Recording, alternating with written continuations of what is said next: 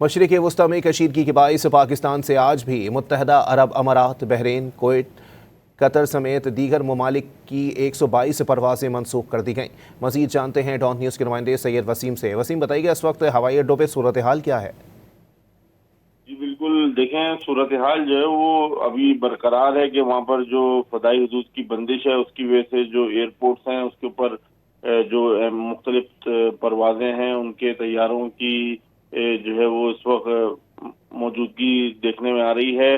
ملک کے بین الاقوامی ایئرپورٹ سے آج U A E, Bahrain, Kuwait, Qatar سمیت دیگر مشرق وسطی کی 122 پروازیں منسوخ ہوئیں۔ کراچی ایئرپورٹ سے جس میں 38، اسلام آباد ایئرپورٹ سے 30، لاہور ایئرپورٹ سے 20، پشاور ایئرپورٹ سے 10، ملتان ایئرپورٹ سے 10 پروازیں، جبکہ سیالکوٹ ایئرپورٹ سے بھی جو ہے وہ مختلف خلیجی ریاستوں کو جانے والی 10 پروازیں منسوخ ہوئی ہیں۔